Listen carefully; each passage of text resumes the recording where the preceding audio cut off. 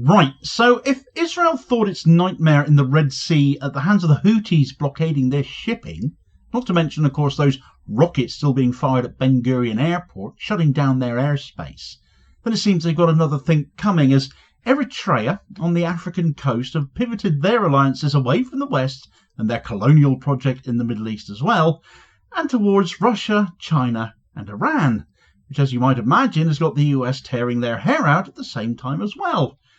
A not insignificant part, though, of the US and Israel only got themselves to blame for all of this. And with other Red Sea alliances with the West and Israel seemingly on their last legs at the same time, the future of the Red Sea is a key economic shipping lane for Western interests. The very future of their trade and industry, disrupted as it has been where it comes to Israel and its genocide of Gaza, is at stake in a way we never thought possible before. And what we have seen unfold over the last 20 months of Houthi blockade may end up becoming the norm in a shift that could take global economic prosperity out of the West's hands for the foreseeable future.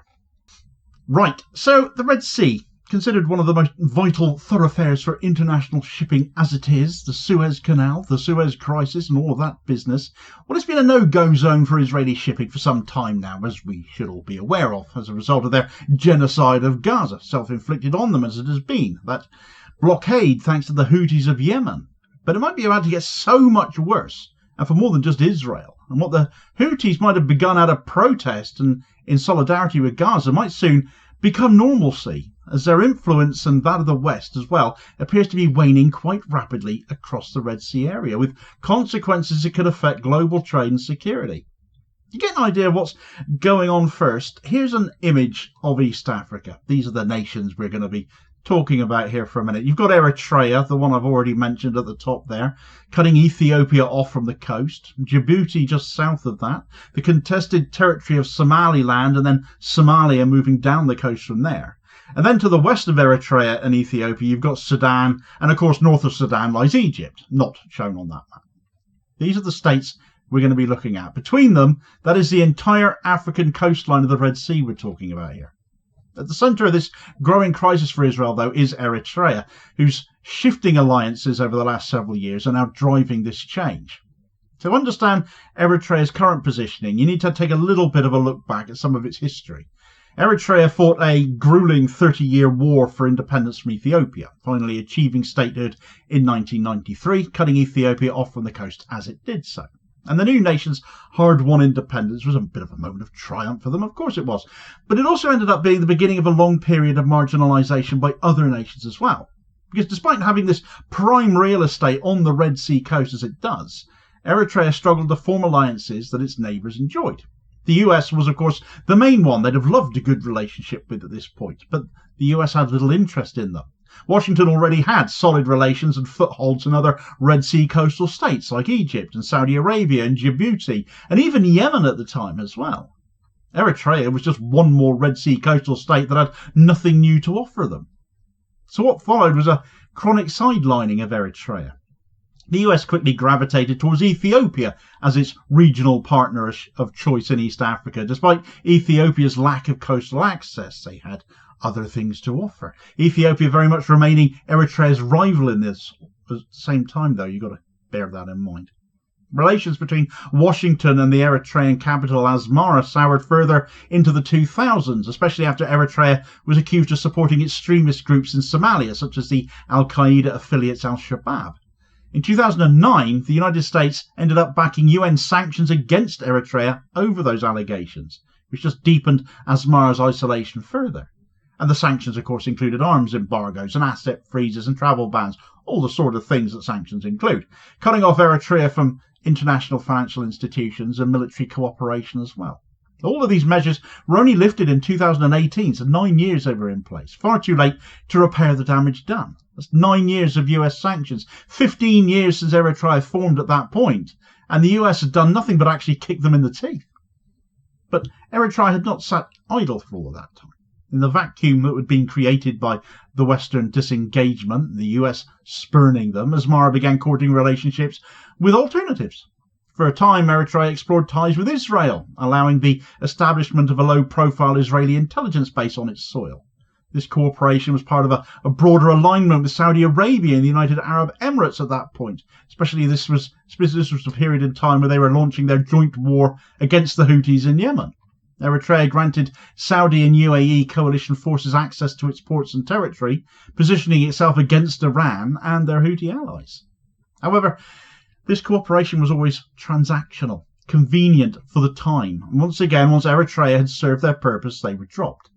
Once the Saudi-UAE coalition's war against the Houthis had failed, Eritrea had served its purpose. The UAE eventually abandoned its military base in Assab, and relations with Israel began to sour too.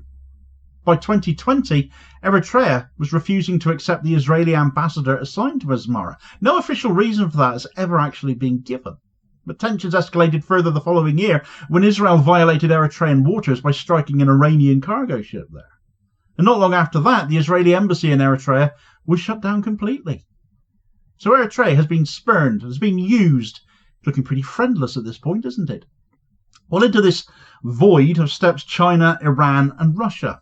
Chinese investment in Eritrea increased, particularly in infrastructure and mining. Russia was eager to expand its presence in the Horn of Africa, doing the US's head in as it would do, also began deepening ties with Asmara as well. Iran, who had for a long time been an enemy of Eritrea, of course, had once opposed them, along with their allies in Yemen, began rekindling relations with the Red Sea state, because Iran and Eritrea were initially, in the very early days of Eritrea's history, on very good terms. But this waned as they sought Western allies instead at that point, to their regret, I dare say. For so long spurned by the West and having also fallen out with Israel, though, Eritrea is now increasingly close to China, Russia and Iran. Everyone the West wished they weren't friends with, essentially. Oh, the irony, though, isn't it? Eritrea, which once fought alongside the Saudis and the Emiratis against the Houthis, wanted to be friends with the US, now supports the Houthis in their blockade of Israeli shipping in the Red Sea. Eritrea's support for the Houthis includes maritime coordination and some passive naval cover, apparently, as well, enabling Houthi operations to expand in both scale and scope. It gets even worse, though, for Israel and the West. On top of Eritrea's new alliances and what that brings to Western and Israeli influence on the Red Sea coast, American influence in the region is rapidly eroding at the same time. Djibouti has increasingly opened its doors to Chinese and Russian interests as well, having refused to allow the US to launch attacks on Yemen from their airspace.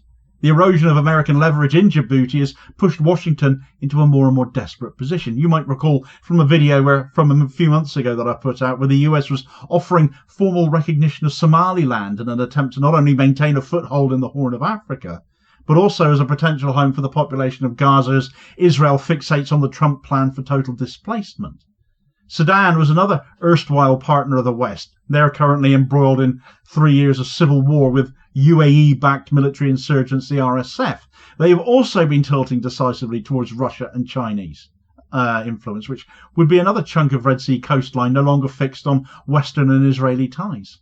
The consolidation of ties on top of that between Eritrea, Egypt and Somalia, not Somaliland, Somalia, only exacerbates the regional polarization, especially as these countries increasingly coordinate on Red Sea security.